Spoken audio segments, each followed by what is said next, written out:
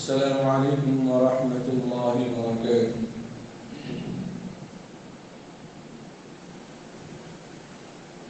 الحمد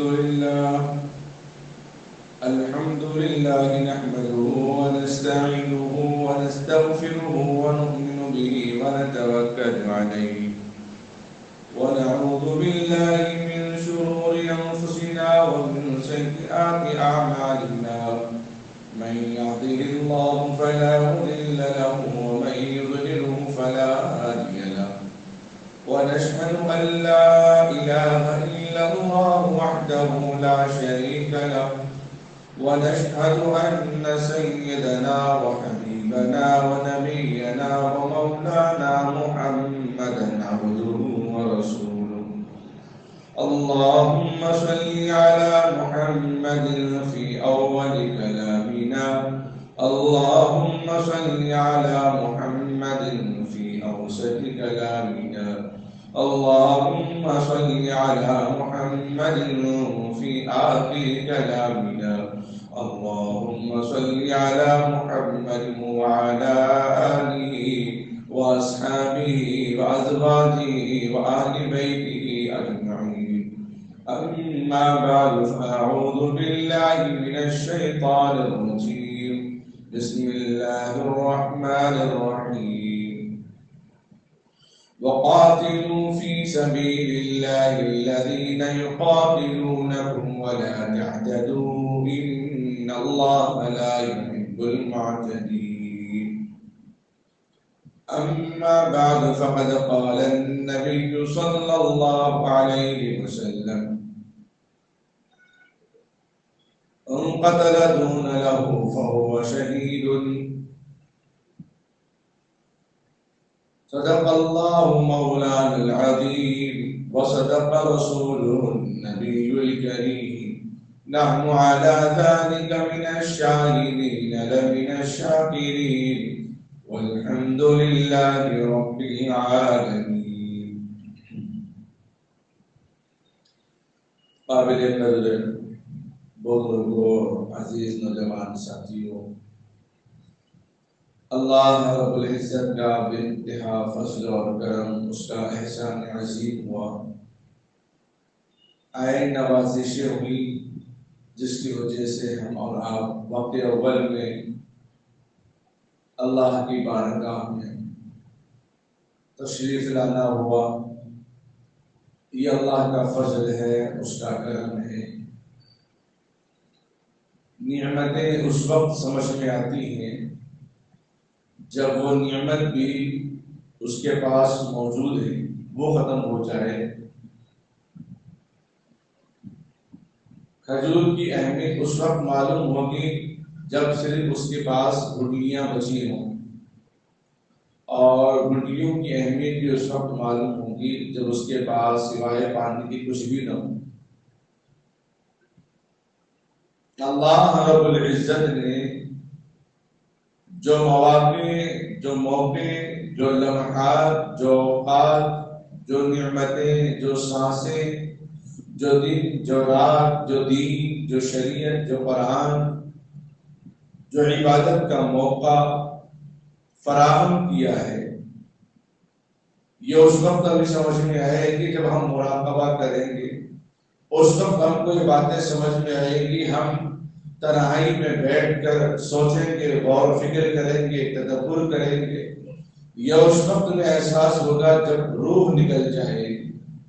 یہ اس وقت احساس ہوگا جب ہمیں ہماری مغفرت کے لیے لوگ دعا کرتے رہیں گے.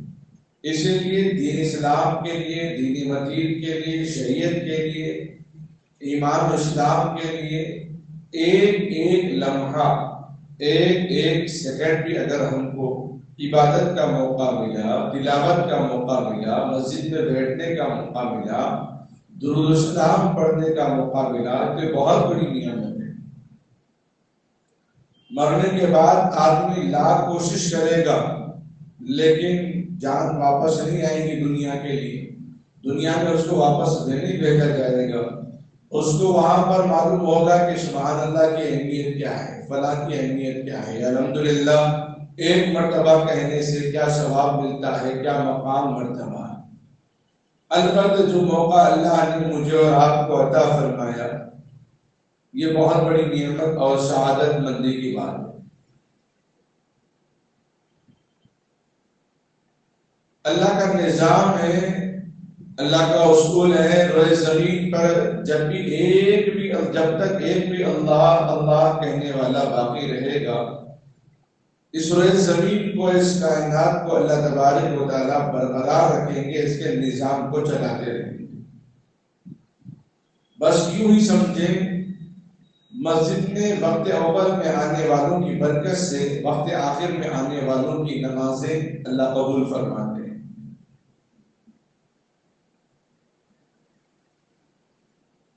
اللہ رب العزت نے قرآن پاک کو اور نبی پاک صلی اللہ علیہ وسلم نے اپنی زندگی کو صرف مسجدوں اور مدرسوں کے ممبروں محراب تک محدود نہیں رکھا۔ مسجد نبوی کے ممبر و محراب سے مسجد اقصی آزاد، مسجد نبوی کے ممبر و محراب سے مکہ المکرمہ فتح ہوا۔ مسجد عبادت کے لیے ہے، لیکن قوم کی فکر، قوم کے لیے تدبر کرنا، قوم کے لیے مشورے کرنا، قوم کی سہولتیں فراہم کرنا، یہ امت مسلمہ کی ذمہ داری ہے۔ ہر وہ نظام، ہر وہ عمل اللہ رب العزت نے قرآن میں اور پیارے آقا سرور کونین صلی اللہ علیہ وسلم کے عملی زندگی کے طریقے سے امت کو بتا دیا۔ اس موڑ پر، اس موقع پر جو حالات بھی پیدا ہو جائیں، اس موقع پر امت کو کیا کرنا چاہیے، کس سے رہنمائی لینی چاہیے، اور کیسے اپنے آپ کو صبر و تحمل کے ساتھ اپنے مشن کو، اپنے کام کو، اپنے زندگی کو، اپنی روزمرہ کی زندگی کو آگے لے کر چلنا ہے۔ انسان کے پاس جب نعمتیں آتی ہیں، وہ کسی اپنے بڑے غالب یا اپنے بڑے کسی عالم یا کوئی رہبر، رہنما، مربی، مشفق کے زیر سائے پلتا ہے، رہتا ہے، تو وہ آدمی اعتدال میں رہتا ہے۔ لیکن جب اس کو کوئی بولنے والا نہ ہو، اس کو کوئی سمجھانے والا نہ ہو، یا وہ کسی کی سنتا نہیں ہے، تو اپنی منمانی کرنے کی کوشش کرتا ہے۔ جدھر ہوا چلتی ہے اس کا رخ بھی ادھر ہی ہوتا ہے۔ ایک پڑاؤ پہ انسان رکتا نہیں، ٹکتا نہیں، جمع ہوا نہیں ہوتا ہے۔ بالکل اسی طرح ہمارے ملک ہندوستان کے اندر جو وزراء ہیں اور جو اس ملک کے نظام چلانے والے ہیں، ان کے اوپر نہ ان کے باپ کی طرح کسی کا سایہ ہے کہ وہ کسی کی سنے، یا پھر ان کا مربی نہیں ہے کہ وہ اعتدال کو سمجھے، حکومت کو سمجھے، رعایا کو سمجھے، ماتحت کو سمجھے، ذمہ داریوں کو سمجھے۔ بس ایک نشہ چڑھا ہوا ہے، ایک بھوت چڑھا ہوا ہے، بس ایک غنودگی ان کے اندر بسی ہوئی ہے۔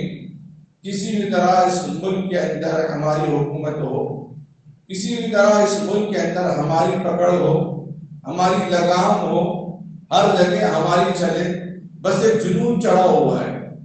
اس جنون کے اندر ان کو کسی قسم کا کوئی انسان، کوئی مذہب، کوئی معصوم، کوئی خاتون، کوئی نوجوان جس کے 5 بیٹیاں ہوں یا 3 اولادیں اس کی ہوں، ان کو کوئی سروکار نہیں۔ اس موقع پر امت مسلمہ کو قرآن کیا پیغام دیتا ہے؟ اس موقع پر حدیث رسول میں نبی اکرم صلی اللہ علیہ وسلم نے کیا پیغام امت کے لیے عطا فرمایا ہے؟ قرآن وہ واحد کتاب ہے، نبی علیہ السلام کا وہ واحد طریقہ ہے جو ظلم سے روکا، زیادتی سے روکا، جبر سے روکا، تشدد سے روکا، بربریت سے روکا، تنگ نظری سے روکا، تنگ دامنی سے روکا، لوگوں کو فریڈم فراہم کرنا، لوگوں کے لیے وسائل کا سامان پیدا کرنا، لوگوں کے لیے راستے ہموار کرنا، یہ اسلام کا شعار تھا، ہے اور رہے گا۔ اللہ رب العزت نے نبی اکرم صلی اللہ تعالی علیہ وسلم کو مکہ المکرمہ سے مدینہ منورہ کی طرف ہجرت کا پیغام دیا۔ آپ مدینہ منورہ آتے ہیں، مدینہ منورہ کو اپنا مسکن، اپنا ٹھکانہ بناتے ہیں۔ پھر جب مدینہ منورہ کی باغ دوڑ آپ کے ہاتھ میں ہوتی ہے تو آپ یہودیوں کو بھی تحفظ فراہم کرتے ہیں، عیسائیوں کو بھی تحفظ فراہم کرتے ہیں، اپنوں اور بیگانوں کے لیے بھی تحفظ فراہم کرتے ہیں۔ ہر ایک کی حفاظت کا ذمہ آپ اپنے سر لیتے ہیں، ہر ایک کے ساتھ خیر اور انصاف کا معاملہ آپ کا پیغام ہے۔ وَقُولُوا لِلنَّاسِ حُسْنًا، اور آپ کا پیغام ہے لوگوں کے ساتھ بہتر کلام کرنا، لوگوں کے درمیان عدل و مساوات قائم کرنا، یہ اسلام کا پیغام ہے۔ کبھی مذہب اسلام نے نہ مکے میں رہنے والے غیر مسلموں پر ظلم و زیادتی کی اجازت دی، کبھی مذہب اسلام نے مدینہ منورہ میں رہنے والے غیر مسلموں پر ظلم و زیادتی کی اجازت دی۔ کسی موقع، کسی مرحلے میں، کبھی تاریخ کے اندر یہ بات آپ کو اور مجھے نہیں ملے گی، نہ قرآن میں، نہ حدیث میں، نہ سیر صحابہ میں، نہ سیرت میں، نہ ہسٹری میں یہ بات ملے گی جہاں مسلمان تھا، جہاں مسلمان ہے، آئندہ جہاں مسلمان ہوگا اس نے ظلم کیا ہو، جبر کیا ہو اسلام کے نام پر، قرآن کے نام پر۔ کبھی آپ یہ بات، آپ کے نہ ذہن گمان میں یہ بات آ سکتی ہے، نہ خیال اور تدبر میں یہ بات آ سکتی ہے، لکھنے میں، دیکھنے میں، پڑھنے میں تو دور کی بات ہے، کوئی خیر بھی سوچ نہیں سکتا۔ لیکن کیا کرے ان ظالموں کا، لیکن کیا کرے ان جابروں کا۔ اللہ کے نبی علیہ السلام نے فرمایا، اولاد جو دنیا کے اندر آتی ہے وہ فطرت اسلام میں پیدا ہوتی ہے، فطرت اسلام میں داخل ہیں، لیکن ان کے ماں باپ جس مذہب کے ہیں، جس مسلک کے ہیں، جس نہج پہ وہ چلتے ہیں، ان کو اسی حساب سے اس بچے کو کوئی یہودی بنا دیتا ہے، کوئی عیسائی بنا دیتا ہے، کوئی ہندو بنا دیتا ہے، کوئی فلاں بنا دیتا ہے، کوئی فلاں بنا دیتا ہے۔ بالکل بے عینی ہی اسی طرح ہندوستان کے اندر بسنے والے، ہندوستان کے اندر پلنے والی نونہال معصوم نسلوں کے اندر، ان کے سلیبس میں ہندوستان کی مسلمانوں کی مکہ المکرمہ کی تاریخ کو مسخ کر دیا گیا، مٹا دیا گیا، اپنی من گھڑت تعریفیں، اپنی من گھڑت مذہبی باتوں کو شامل کیا گیا۔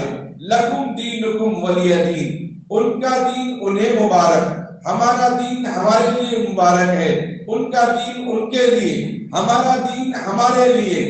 لیکن سوچنے اور سمجھنے، غور و فکر کرنے والی بات یہ ہے، جس سائنس نے بندر کو، انسان کو پہلے بندر کی شکل کہا ہے، وہ آج کے ہزاروں سینکڑوں سال کے باوجود بھی بندر اپنی زبان سے ہائے ہلو نہ کر سکا، نہ کر سکے گا۔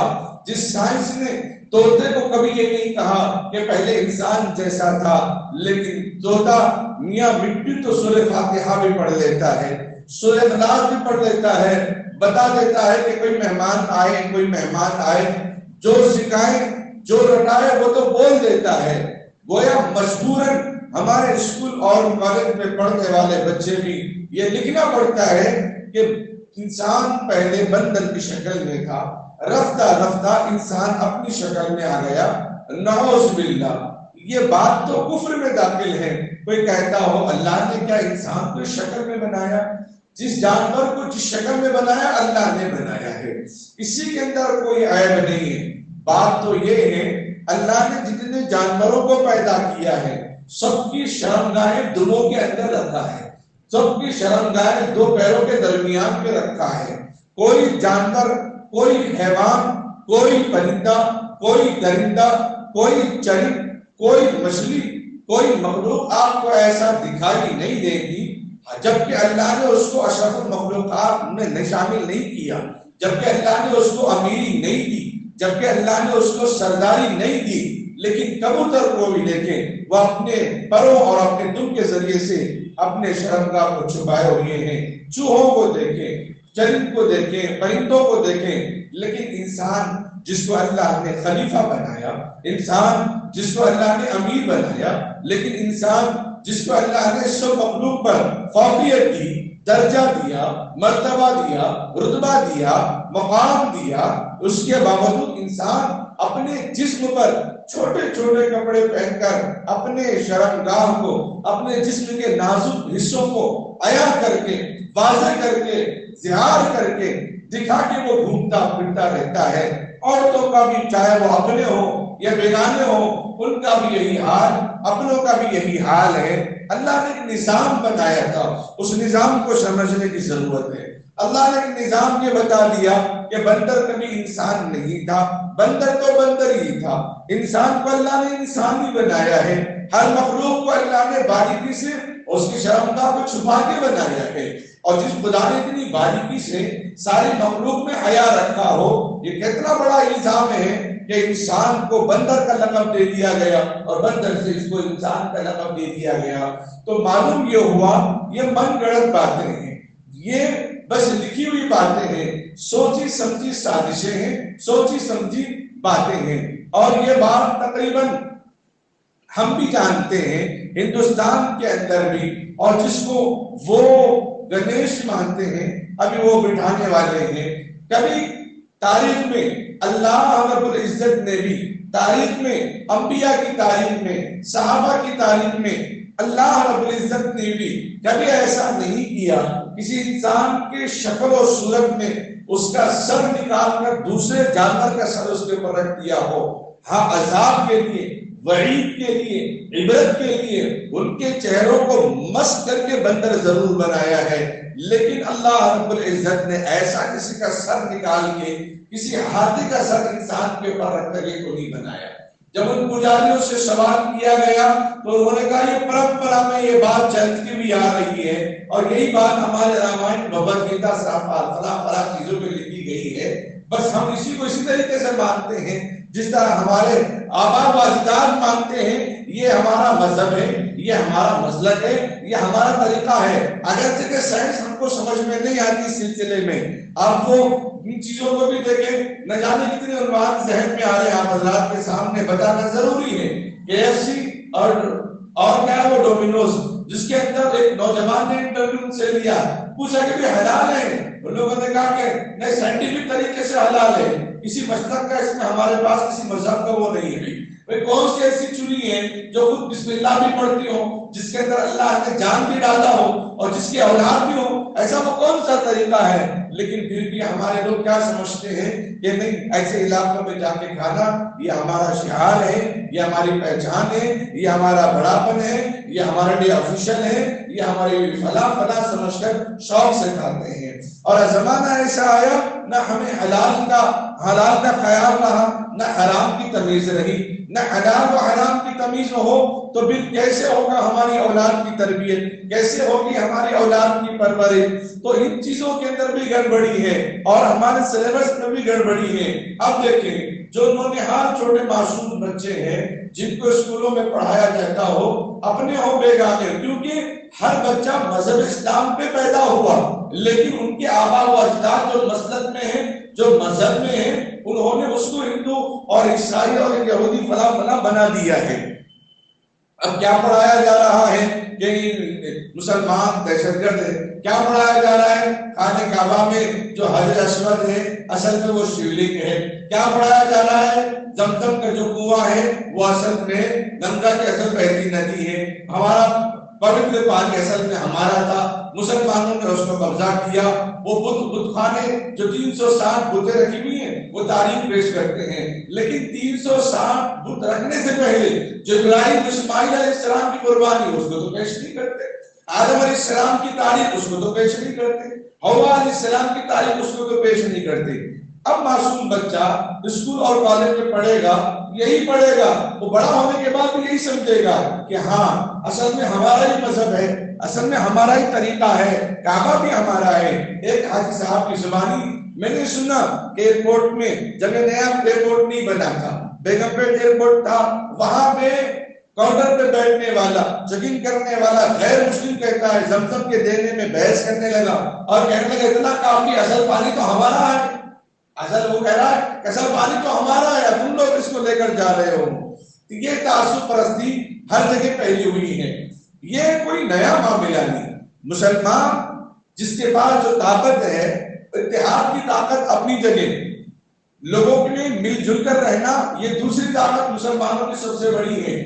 مسلمانوں کے بعد جو اللہ تبارک و تعالیٰ نے سب سے بڑی طاقت دی، دنیا کے اندر عملی مظاہرہ بھی اس کا کرایا، عملی نمونہ بھی الحمدللہ اللہ رب العزت نے کئی معاملات، کئی واقعات دنیا کے اندر ایسے لے آئے، سائنسدان یہ کہنے پر مجبور ہو گئے اکیلا مسلمان 10 غیر لوگوں پر بھاری ہو جاتا ہے۔ ذہنی اعتبار سے کب بھاری ہوگا، کب وزنی ہوگا، کب طاقتور مانا جائے گا، جب اس کا ایمان پختہ ہو، اس کا ایمان مضبوط ہو، ایک اللہ سے ہونے کا یقین اس کے اندر مضبوط ہو، وہ اپنے ایمان پر، وہ اپنے دین پر مستحکم ہو، اپنے ایمان پر جمع ہوا ہو، اس کے دل میں ہمیشہ یہی خیال، یہی عقیدہ ہو کہ جو کچھ ہوگا اللہ سے ہوگا، اس کے علاوہ کسی سے کچھ نہیں ہو سکتا۔ اس کو یہ بات معلوم ہے، آدم علیہ السلام دنیا میں 40 سال اکیلے رہے، لیکن کبھی خوف و ہراس کا معاملہ نہیں آیا۔ کیوں؟ ان کے اندر ایمان تھا، ان کے اندر وہ ایمان، ان کا دل ایمان سے لبریز تھا، خدا سے ہونے کا یقین ان کے دل میں موجود تھا۔ حضرت انبیاء علیہ السلام زمانے فرعون، زمانے نمرود بدنام زمانے کے سامنے، اکیلے موسیٰ علیہ السلام فرعون کے سامنے تنے تنہا مقابلہ کرتے ہیں، بیعت بازی ہوتی ہے، مناظرہ ہوتا ہے، سوال جواب ہوتا ہے۔ ابراہیم علیہ السلام اکیلے نمرود کے سامنے سوال جواب کرتے ہیں۔ یہ کس کی طاقت ہے؟ یہ ایمان کی طاقت ہے۔ اکیلے صحابہ لوگ دشمنوں کے سامنے مقابلہ کرتے ہیں، اس بات کا مقابلہ کرتے ہیں کہ ہم حق پر ہیں۔ وَجَاءَ الْحَقُّ وَذَهَبَ الْبَاطِلُ إِنَّ الْبَاطِلَ كَانَ زَهُوقًا۔ حق آئے گا تو باطل خود بخود مٹ جائے گا، حق آئے گا تو باطل خود بخود دب جائے گا۔ اللہ نے اپنے نام میں، اپنی صفات میں، اپنے ذاتی نام کے اندر وہ خوبی رکھی ہے، وہ تاثیر رکھی ہے جسے سن کر دنیا کے کفار مشرکین لرز جاتے ہیں، کانپ جاتے ہیں، بے چین بے قرار ہو جاتے ہیں۔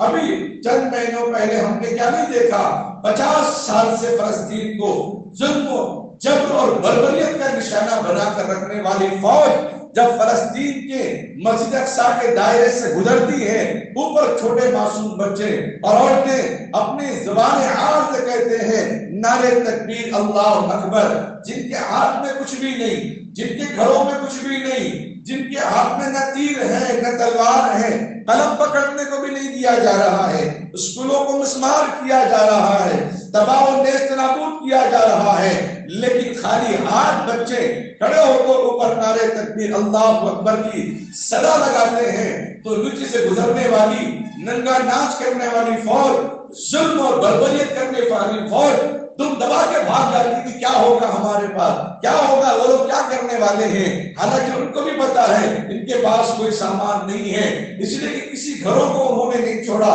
گھروں کو کھنگالا ہے کہ کسی گھر کے اندر کوئی چاول بھی نہ ملے، قلم بھی نہ ملے، اس کے باوجود بھی بھرے بازار میں دم دبا کر مسلمانوں کی آواز، معصوم بچوں کی آواز سن کر وہ بھاگ جاتا ہے۔ وہ کون سی طاقت ہے؟ یہ وہی طاقت ہے جو مؤذن نے اذان دی تھی، لا الہ الا اللہ، اللہ اکبر کی اذان دی تھی، جو اقامت میں کہی گئی تھی، کہا جائے گا اشہد ان لا الہ الا اللہ، اس ذات پر بھروسہ، اس ذات پر اعتماد، اس ذات پر یقین، اس ذات پر توکل، اس ذات پر ہمیشہ ہمارا یہ خیال رکھنا کہ لا تحزن ان اللہ معنا، غم نہ کرنا کیونکہ اللہ تو پہلے سے ہمارے ساتھ ہے، اس کی نظر بھی ہمارے ساتھ، اس کی رحمت بھی ہمارے ساتھ۔ جو خدا کا نام لیوا ہے اللہ اس کو کبھی ضائع نہیں کریں گے.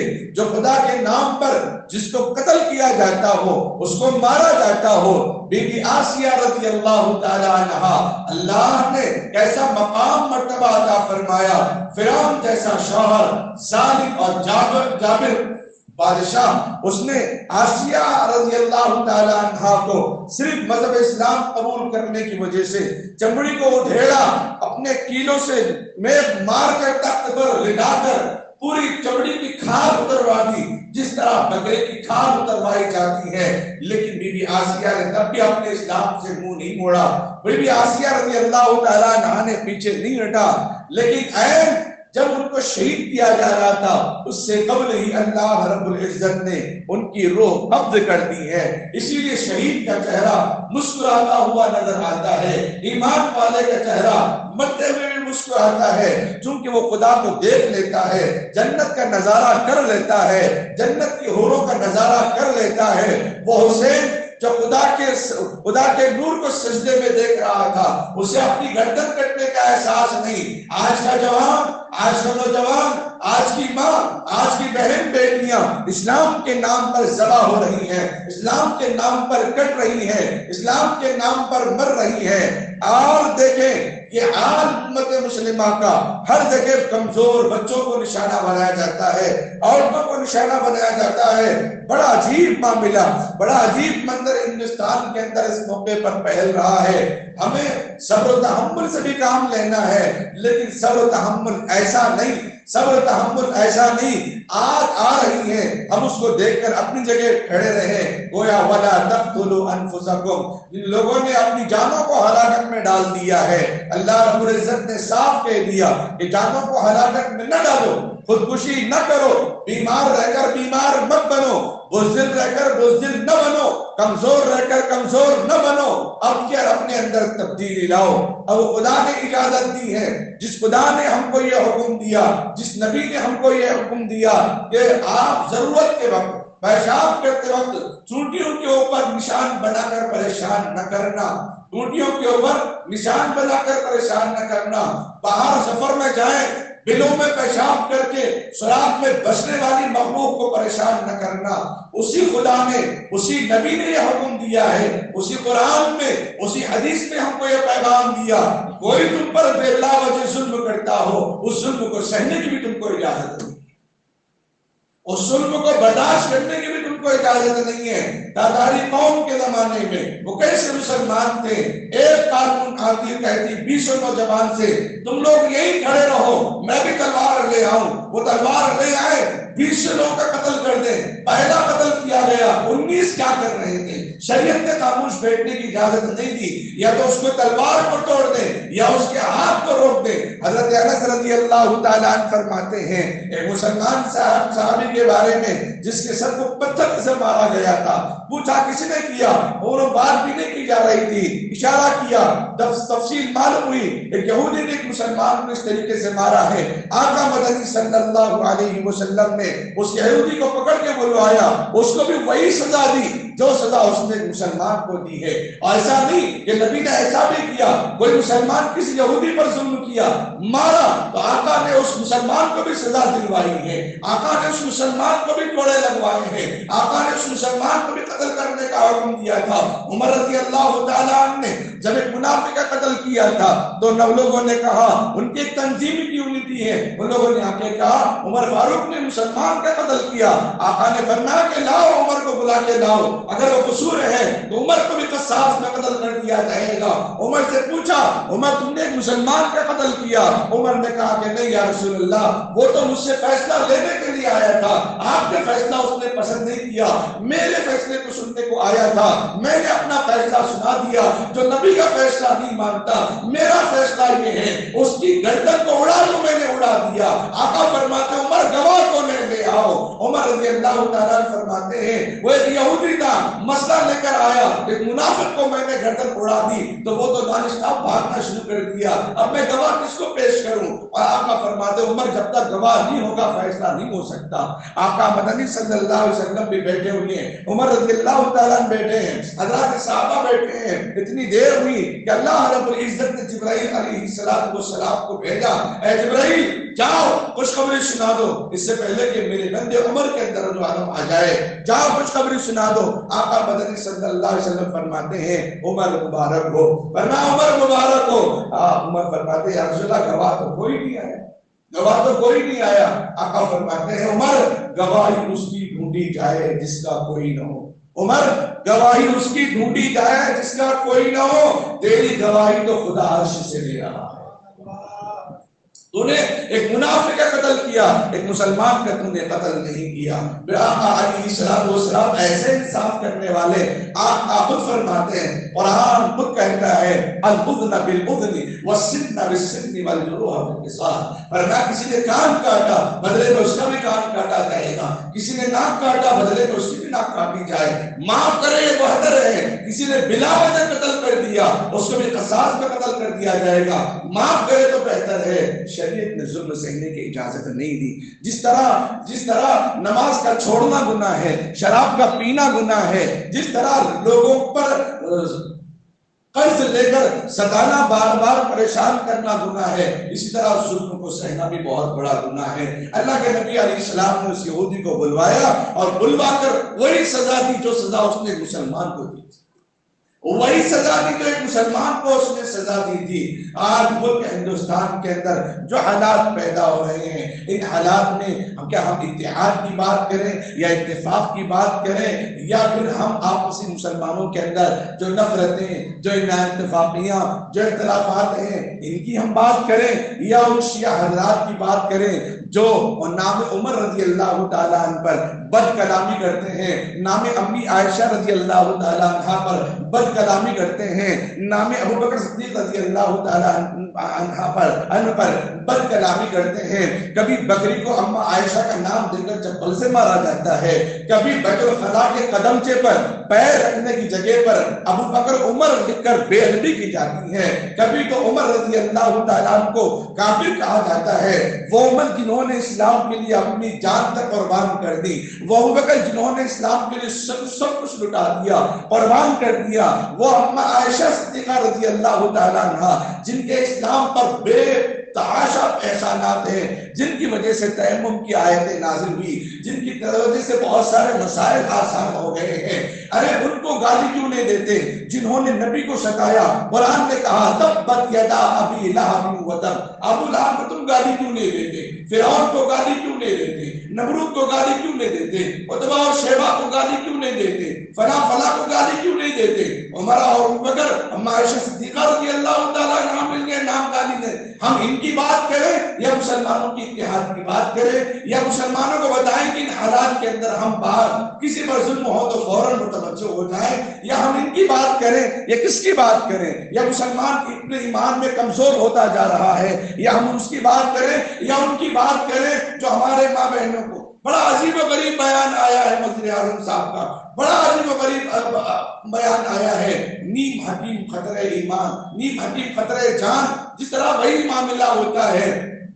انہوں نے بیان دیا کہ راکھی کے موقع پر مسلمان بہنوں کو ان کے گھروں میں جا کر راکھی باندھی جائے، نعوذ باللہ من ذالک۔ ایک مسلمان اپنے دیور کے سامنے کوئی عورت نہیں نکلتی، اپنے پڑوس کے سامنے کوئی عورت بے پردہ نہیں ہوتی ہے، گویا کہ کیا اشارہ دیا جا رہا ہے نہیں معلوم۔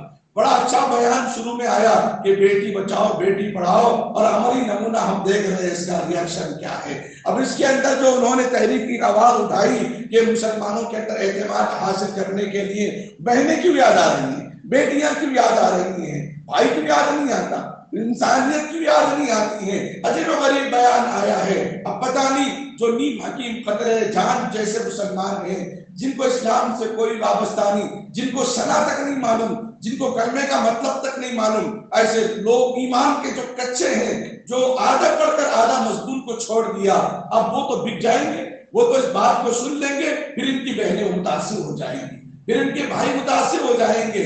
اور پیار میں جو جوان جو سینٹرل ریلوے کے تحت میں جس نے جو حرکتیں کی ہیں اور جس طریقے سے اس نے گولی چلایا اور برملا بڑے ہوش آواز میں اس نے جو نعرے لگائے ہیں کہ ملک میں رہنا ہو تو مودی اور یوگی کو ووٹ دینا ہوگا، اور فوراً وہ اپنا ریگا بیان دیتا ہے کہ یہ ناشائستہ حرکت ہے، غیر انسانی سلوک ہے، یہ نہیں ہونا چاہیے، پھر دوسرے دن فوراً بیان بدل کر کہتا ہے اس کی ذہنی توازن ٹھیک نہیں ہے۔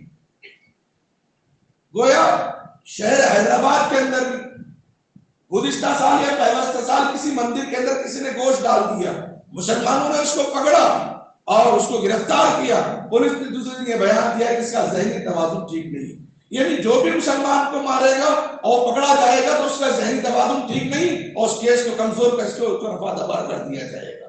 ملک کے اندر جو حالات ہو رہے ہیں، نو علاقے کے اندر جو حالات ہیں، میوات کے اندر جو حالات ہیں، ہریانے میں جو حالات پیدا ہو رہے ہیں، ہمارے علاقے کے اندر جو حالات پیدا ہو رہے ہیں، کیا منی پور کے واقعے کو بھلانے کے لیے حالات پیدا ہو رہے ہیں یا 2024 کی سیٹ کو بچانے کے حالات پیدا ہو رہے ہیں؟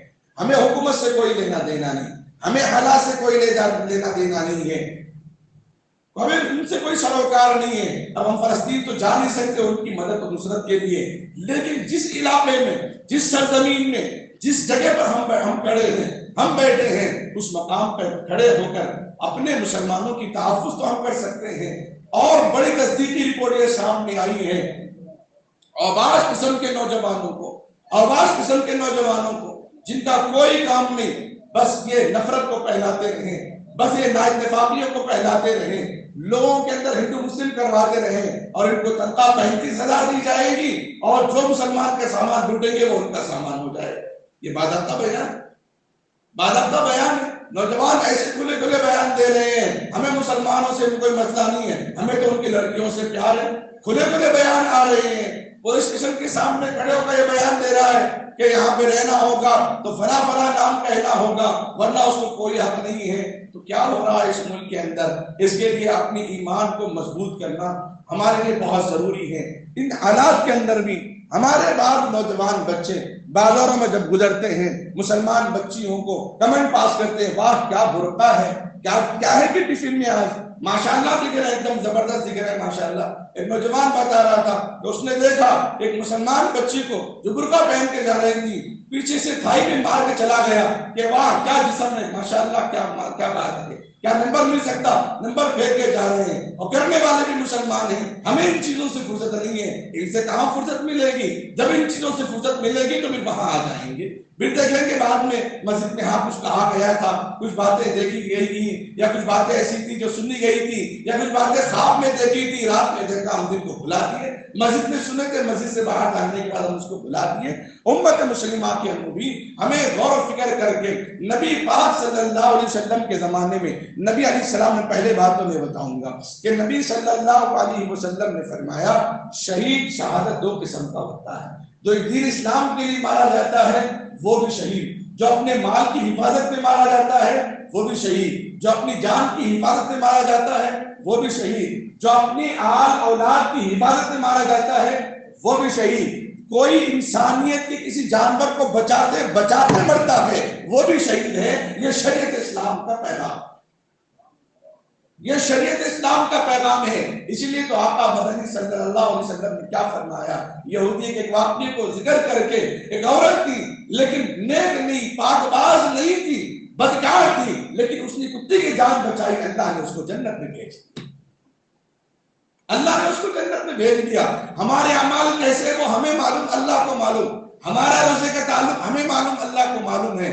بس ہم کسی مسلمان کو دیکھ کر گنہگار نہ سمجھیں، کسی مسلمان کو دیکھ کر نشانہ نہ بنائے، بس یہ سوچے کہ جو ایمان میرے اندر ہے، جو کلمہ میں پڑھتا ہوں، وہ سامنے والا مسلمان بھی اسی کلمے کا دعوے دار ہے، وہی کلمے کا حقدار ہے، اس کا رب وہی جو اس کا میرا رب ہے، اور ہم دونوں کا رب وہی جو انبیاء کا رب ہے، اس کائنات کا رب ہے۔ ان چیزوں کو مد نظر رکھنا چاہیے، غور و فکر کرنا چاہیے۔ ان حالات سے نمٹنے کا طریقہ نبی پاک صلی اللہ علیہ وسلم کے زمانے میں، صحابہ کے زمانے میں، تابعین کے زمانے میں، تبع تابعین کے زمانے میں، اولیاء کے زمانے میں جماعت در جماعتیں منقسم ہوتی تھی، تقسیم ہوتی تھی۔ اتنی دیر آپ محلے کی حفاظت کریں گے، اتنی دیر آپ فوج کی حفاظت کریں گے، بقیہ لوگ آرام کریں گے، بعد میں پھر 2 حفاظت میں لگیں گے، پھر ان کو آرام کا موقع دیا جائے گا۔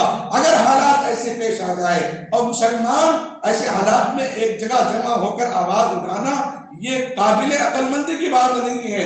علاقے کے جس ملک کو آزاد کرنے کے لیے ہمارے پرکھوں نے، جس ملک کو آزاد کرنے کے لیے ہمارے بڑوں نے، جس ملک کی آزادی کے لیے ہمارے علماء نے قربانی دی ہے، وہ صرف مسلمانوں کے لیے قربانی نہیں دی، پورے ہندوستانیوں کے لیے انہوں نے اپنے آپ کو قربان کر دیا ہے۔ ملک کی حفاظت کرتے کرتے بھی کوئی مر جاتا ہے، وہ بھی شہادت کا درجہ پاتا ہے، اللہ اس کو سیدھا جنت کے اندر منتقل فرما دیتے ہیں۔ اس کے لیے اپنے محلے کے اندر نوجوانوں کو بلا کسی تنظیم کے، بلا کسی پارٹیوں کے 15 10 نوجوانوں کو ایسی باری متعین کرنا ہے کہ کوئی وقت مقررہ پر گھنٹہ 2 گھنٹہ صحیح اگر ایسے حالات پیدا ہو جائے، یا جہاں ایسے حالات پیدا ہو رہے ہیں، علماء کا، ملک ہندوستان کے بڑے بڑے علماء کا، دانشوروں کا، اکابروں کا یہی مشورہ ہے کہ وہ نوجوان باری باری اپنے گھروں کی، اپنے گلیوں کی حفاظت میں لگا رہے۔ کوئی غیر آ کر کوئی تدبیریں تو نہیں کر رہا ہے، غیر آ کر پلاننگ تو نہیں کر رہا ہے، اس کے لیے ان تنظیموں میں اس کے لیے اجتماعات کے اندر اپنا بھی ہو، بیگانہ بھی اس کے اندر شامل ہونا چاہیے۔ اور فسادات جہاں تک جتنے ہو رہے ہیں، تقریباً 75% فساد ایسے ہوتے ہیں، آدمی وہاں کا نہیں ہوتا، آدمی اس جگہ کا نہیں ہوتا، اس ریاست کا ہی نہیں ہوتا، بلکہ دوسری ریاست کا آتا ہے، ظلم کر کے چلا جاتا ہے، اس کو تنخواہ دی جاتی ہے، اس کو فلاں چیزیں دی جاتی ہیں، اور 25% ایسے فسادات ہوتے ہیں ملک ہندوستان کے اندر جو محلے کے اندر محبت کے واقعات کو لے کر یا مسلک کی جھگڑوں کو لے کر، مسجد مندر کو لے کر ایسے 25% ہوتے ہیں، لیکن 75% ایسے واقعات ہوتے ہیں جو دوسرے علاقے سے لوگ ایک دم اپنی گاڑیوں سے الگ الگ جگہ ٹھہر کر ایک دم ہلہ بول دیتے ہیں، اور جسے ہمیں سمجھ میں نہیں آتا۔ بس اس کے اندر حفاظت کے لیے مسلمان اپنی مسلمان کی حفاظت نہیں، بلکہ اپنے پڑوس میں رہنے والے غیر مسلم کی بھی حفاظت کرے گا، کیونکہ دشمن وہ ملک کا دشمن ہے، وہ کسی مسلک کا دشمن نہیں ہے، وہ کسی مذہب کا دشمن نہیں ہے۔ ورنہ دنیا کے اندر جتنے لوگوں نے بھی اپنے مذہب اور مسلک بنائے ہیں، کسی مذہب میں یہ تعلیم نہیں کہ فلاں کو نشانہ بناؤ قتل کر دو، کسی کے اندر یہ تعلیم نہیں ہے۔ تو دشمن کا مذہب اس کے لیے الگ ہے، اس کا کوئی مذہب نہیں ہے، اس لیے ہمیں جو حفاظت کرنا ہے وہ جان کی حفاظت کرنا ہے۔ قرآن نے کہا وَقُولُوا لِلنَّاسِ حُسْنًا، لوگوں کے ساتھ اچھا کلام کرو، لوگوں کے ساتھ اچھی باتیں کرو، اخلاق سے باتیں کرو۔ إِنَّ مِنْ أَحَبِّكُمْ إِلَيَّ أَحْسَنُكُمْ أَخْلَاقًا، اخلاق والوں سے آقا اور آقا مدنی صلی اللہ علیہ وسلم اور اللہ رب العزت پسند کرتے ہیں، نہ بلکہ پسند بلکہ محبت فرماتے ہیں اس انسان سے جس کے اخلاق اچھے ہوں۔ مسلمان کے اخلاق تو اچھے ہوتے ہیں، بس اپنے غیر مسلم بھائیوں کو ساتھ میں لے کر چلنا ہے۔ غیر مسلم بھائیوں کو ساتھ میں لے کر چلیں گے تو انشاءاللہ جو ملک کی آزادی کے لیے اس ملک کو امن کا گہوارہ بنایا تھا، دہلی جیسا علاقہ جہاں پر بیرون ممالک کے لوگ اپنی تفریح کے لیے دیکھنے کے لیے آتے ہیں، قطب مینار دیکھنے کے لیے آتے ہیں، فلاں چیزیں دیکھنے کے لیے آتے ہیں، وہ علاقہ محفوظ نہیں رہا، نہ مسلم کا علاقہ محفوظ ہے، نہ غیر کا علاقہ محفوظ ہے۔ برملا اعلان کر رہے ہیں کہ رہنا ہو تو یہ کہنا ہوگا، ورنہ جو ہے ہمارے علاقے کو، بازار کو، گاؤں کو چھوڑ کے جائے، ورنہ کل کو جو ہوگا اس کے ذمہ دار ہم نہیں ہیں۔ ان الفاظ پہ، ان باتوں پر ایکشن نہیں لیا جا رہا ہے۔ کوئی مسلمان اگر مذہبی لباس میں گزر گیا، تھوڑا شک ہو گیا تو 2 سال تک اس کو بند کر دیا، 2 سال کے بعد بولے کہ باعزت اس کو بری کر دیا گیا ہے۔ 2 سال تک کیا کیا گیا؟ اگر شک کی نظر میں مسلمان آئے تو 2 سال تک بند، بعض تو 10 سال 20 سال بھی بند تھے، جب تک بھی کوئی فیصلہ نہیں آیا۔ اور آپ اعلان کر رہے ہیں، اس کے لیے ہم اپنے مضمون چلائیں کہ یہ طریقہ غلط ہے۔ حکومتی آن لائن کے جو ویب سائٹس ہیں اس کے اندر اپنی تحریر پیش کریں کہ بھئی یہ امن کا گہوارہ ہمارا ملک جمہوریت کا نظام ہے یا اس طرح کی، کیونکہ خاموش بیٹھنا، خاموش رہنا یہ اچھی بات نہیں ہے بلکہ گناہ ہے۔ اللہ نے طاقت دی، اس کے باوجود بھی مال دیا، حج نہیں کیا تو گنہگار ہے، ہاتھ پیر صحیح سلامت ہے، مسجد نہیں آ کر نماز گھر میں پڑھا، نماز پڑھنے کے باوجود بھی گنہگار ہے۔ بالکل بعین ہی سارے سرمائے اور اسباب ہمارے پاس ہونے کے باوجود بھی ہم نے مسلمانوں کے اندر ہندوستان کی حفاظت کے لیے اب بدلا نام تو مسلمانوں پر ظلم و بربری کا دیا جا رہا ہے، لیکن نشانہ مسلمان ہے، لیکن ملک اس کے اندر ملک کی تباہی ہے، ملک کے اندر اس کے لیے خرابی ہے۔ دوسرے مذہب والے جس کو بھی جانتے ہیں، کیونکہ مسلمان باشعور ہوتا ہے، سب سے پہلے آواز اٹھاتا ہے تو وہی نشانے پہ آتا ہے، جو نشانے پہ آتا ہے وہی ظلم کا شکار ہوتا ہے۔ یقیناً جس پر ظلم کیا جاتا ہے اللہ فرماتے ہیں ان کے ساتھ تو میں ہی کھڑا ہوں، ان کے ساتھ تو میں ہی کھڑا ہوں، میری مدد اور نصرت ان کے ساتھ ہے۔ اسی لیے ان باتوں کو ذہن میں رکھیں، ان باتوں کو ذہن میں رکھتے ہوئے خاموشی کا مظاہرہ نہ کریں، مضمون چلائیں، اپنے علاقے میں غیر مسلموں کو اپنی مجلس میں بٹھا کر اس پر تبصرہ کرتے رہیں گے تو ہمارے علاقے ایسے فسادات سے محروم بچ جائیں گے، حفاظت میں آ جائیں گے، انشاءاللہ ایک اچھا پیغام جائے گا۔ اس لیے اب اور یہ کام صرف نوجوان مل کر نہ کریں، بلکہ محلے کے جو بڑے ذمہ دار ہیں، مسجد کے جو ذمہ دار صدر ہیں، یا علاقے کے گلی کے جو ذمہ دار صدر ہیں، ان کے مشوروں سے ایسے حالات اگر پیش آئے، اس موقع پر امت مسلمہ کو کیا کرنا چاہیے، ایسی چیزوں کو سامنے رکھتے ہوئے اپنی خاموشی کے ساتھ اتحاد اور لوگوں کے ساتھ خیر عافیت کے معاملے کو برقرار رکھے، اللہ سے دعا کرے جو اس اثناء کے اندر چاہے وہ ٹریفک حادثے میں ہو، مسجد کے امام ہو، یا نو علاقے کے فسادات ہو، ہریانے کے فسادات ہو، اللہ ان سب مرحومین کی مغفرت فرمائے، درجات بلند فرمائے، ان کے گھر والوں کو لواحقین کو صبر جمیل عطا فرمائے، ان کے ساتھ خیر اور عدل اور انصاف کا معاملہ ہو، اور آئندہ ایسا ہونے سے اللہ حفاظت فرمائے۔ اگر ایسے واقعات ہو جائے تو اس کے لیے بہتر کام کرنے اللہ ہم سب کو کھڑے ہونے کی توفیق عطا فرمائے۔ آمین وآخر دعوانا الحمدللہ رب العالمین۔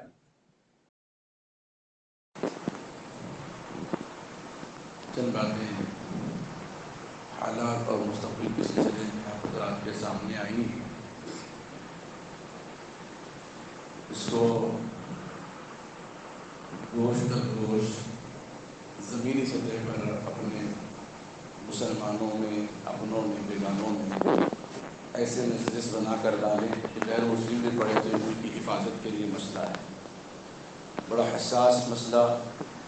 اس کو اور حساس بنا کر لوگوں کے سامنے خوف و ہراس، ڈر کا ماحول پیدا کرنے کے بجائے اپنے اور بیگانوں کو ساتھ میں لے کر انشاءاللہ ہم قدم اٹھاتے رہیں گے تو ہمارے لیے آسانی فراہمی کا معاملہ ہوگا۔ ہم یہ نہ سوچیں کہ ہمارے اس مسجد سے، اس محلے سے، اس علاقے سے ہم آواز اٹھائیں گے تو کیا ہوگا، ایک ہی تلی کافی ہے پورے دیا جلانے کے لیے۔ تو اسی طریقے سے ایک جگہ جب فکر کرنے والے کھڑے ہو جاتے ہیں، ان کی فکروں کو اللہ تبارک و تعالیٰ عالم کے اندر شامل کر دیتے ہیں۔ اس وقت پورے امت مسلمہ خصوصاً ہندوستان کے علماء، دانشوران حضرات یہی کہہ رہے ہیں، اس مسئلے پر اتحاد کے طریقے سے سب لوگوں کو ساتھ میں لے کر آواز اٹھانا چاہیے، اور جو مظلوم ہیں ان کی مدد کے لیے فوراً شریک ہونا چاہیے۔ ایک بیمار ہے، اس کی عیادت کرنے کے لیے، مزاج پرسی کرنے کے لیے، خیریت دینے کے لیے کوئی اپنے گھر سے نکلتا ہے۔ حضرت ثوبان رضی اللہ تعالیٰ عنہ فرماتے ہیں، آقا مدنی صلی اللہ علیہ وسلم نے فرمایا کہ جو راستہ اس نے طے کر کے بیمار کے پاس پہنچا، وہ راستہ گویا اس نے جنت کے راستوں میں چل رہا، اس کے لیے جنت کا راستہ قرار دے دیا گیا ہے۔ اگر کوئی مسلک کے نام پر، مذہب کے نام پر کسی کو نشانہ بنایا گیا ہو، اگر ہم ان کی عیادت کے لیے، مزاج پرسی کے لیے، مدد کے لیے، نصرت کے لیے اگر نہیں جائیں گے تو یہ ہمارے لیے محرومی ہو جائے گی۔ ان کی مدد اور نصرت میں کسی نہ کسی طریقے سے آواز اٹھائیں تاکہ جن پر ظلم ہوا، زیادتی ہوئی، ان کو ہمت افزائی ملے۔ کل قیامت کو اللہ تبارک و تعالی ہم سے پوچھے تو ہم کہیں کہ اللہ ہم دعاؤں کے ذریعے سے، تسلی کے ذریعے سے ہم نے ان کی مدد کی۔ مدد کا مطلب صرف یہی نہیں کہ مال کے ذریعے سے مدد کیا جائے، سب سے بڑی مدد وہ ہے جو آدمی تنہا بیٹھ کر اس کے لیے دعا کرتا ہو، کیونکہ اللہ کے سامنے دعا سے بڑھ کر کوئی ہتھیار نہیں۔ سب دعا مخ العبادہ، دعا عبادت کا مغز ہے، دعا عبادت کا اصل ہے، دعا عبادت کا گھوڑا ہے، دعا عبادت کی جان۔ اس لیے دعاؤں کا خاص اہتمام کرے۔ ہمیشہ اسلام کا یہی پیغام رہا کہ سب سے بڑی طاقت ایمان کی ہے، اور دوسری طاقت اپنی عبادتیں اپنی جگہ پر ہے۔ سب سے بڑا عمل دعا ہے، مومن کا ہتھیار ہے۔ دعاؤں سے بلاؤں کو، مصیبتوں کو اللہ تبارک و تعالیٰ دور کر دیتے ہیں۔ ہم سوچتے ہیں کہ جمعہ میں یا امام یا حافظ صاحب یا حاجی صاحب سے دعا کرا لیں گے، اور اس سے افضل دعا یہ ہے، وہ تو اپنی مقام مرتبے کے اعتبار سے دعا افضل ہے، لیکن اصل دعا وہ ہے جو آپ کے دل سے آہ نکلتی ہے۔ آپ تنہا بیٹھ کر آپ کو جو ضرورتیں، جو مصیبتیں، جو پریشانیاں محسوس ہو رہی ہیں، ان چیزوں کو اپنے انداز میں، اپنی زبان میں مانگنا، یہ بہت بڑا کام ہے۔ تو اس لیے ان چیزوں کا بھی خاص اہتمام کریں۔ اجتماعی دعاؤں کا اجتماعی اعتبار سے فائدہ ہوتا ہے، انفرادی دعا کا بھی یہی فائدہ ہوتا ہے۔ انفرادی دعا میں بھی ہم مظلوم مسلمانوں اور ملک کی حفاظت کے لیے اس سلسلے میں غور و فکر اور تدبر کی کوشش کرتے رہیں گے تو انشاءاللہ اللہ کے نبی علیہ السلام نے فرمایا کما تدین تدان، جیسا کرو گے ویسا بھرو گے، جیسا ہمارا خیال جیسی سوچ ہوگی اللہ تعالیٰ ہمارے ساتھ ہمارے خیالات کو بھی ویسے منتقل فرمائیں گے۔ اللہ ہم سب کو کہنے سننے سے زیادہ عمل کرنے کی شہادت نصیب فرمائے۔ درود شریف پڑھ۔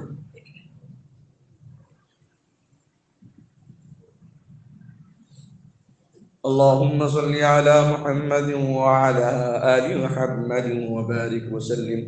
ربنا ظلمنا أنفسنا وإن لم تغفر لنا وترحمنا لنكونن من الخاسرين۔ سبحان الله وبحمده عدد خلقه ورضا نفسه وزينة عرشه ومداد كلماته۔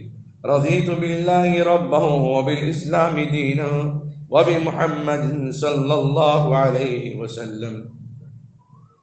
هو الله الذي لا إله إلا هو الأول والآخر والظاهر والباطن وهو بكل شيء عليم۔